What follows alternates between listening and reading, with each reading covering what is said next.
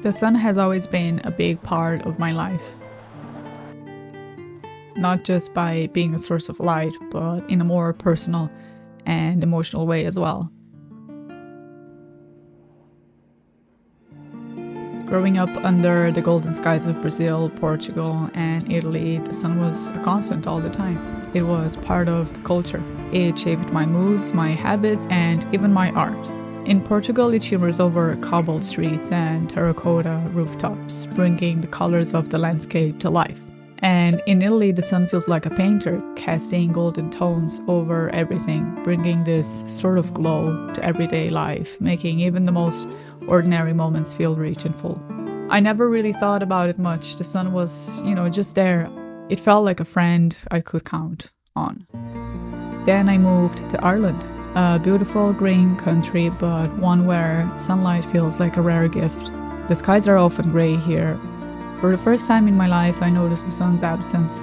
I missed the way the sunlight lifted my spirit, the way it felt on my skin, and I felt it in my mood, my energy, and my creativity.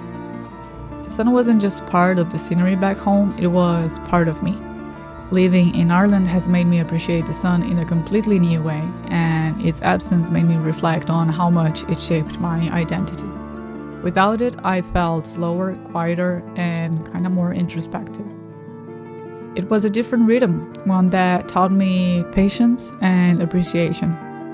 Now when it peeks through the clouds, even just for a little while, I stop everything I'm doing and I just go outside and I try to soak all the vitamin D and the feel-good factor that the sun gives me.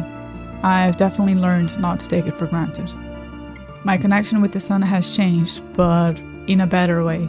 It has become more conscious, more cherished in a way. Ireland has taught me the true value of what I once thought would always be there. The sun gave me joy, energy, connection, and its absence gave me reflection, stillness, and gratitude.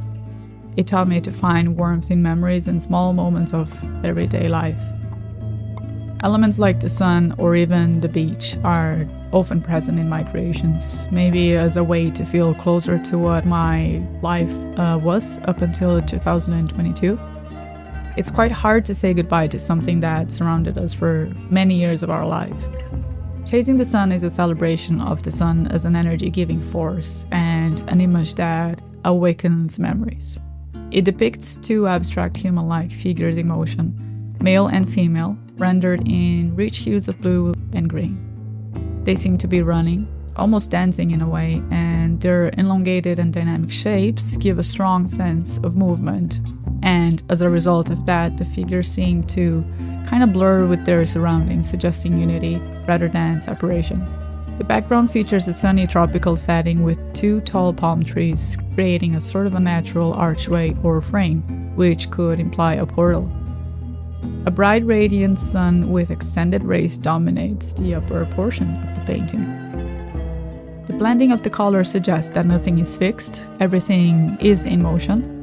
The use of blues and greens for the figures ties them to water and nature, and the yellows and the golds beneath them represent inner light and joy. It is overall a painting about the human spirit in harmony with nature, and at the same time a representation of duality and partnership, a union of two souls evoking a feeling of freedom.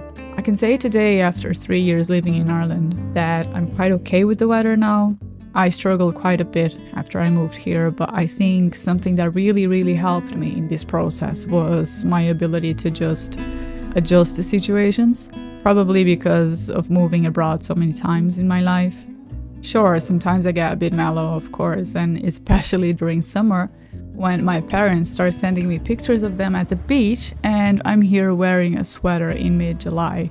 But overall, you get used to it. When August comes, I'm lucky to fly back home and enjoy some sun again. I don't know what the future brings, where I'm going to settle for good. Maybe I will never stop chasing the sun, as it's been a huge part of my life. Or maybe, who knows, I'll no longer need to follow the sun. Maybe I'll come to the realization that the sun I was always chasing was never just out there, but instead was within me. And until then, I remain the artist in search.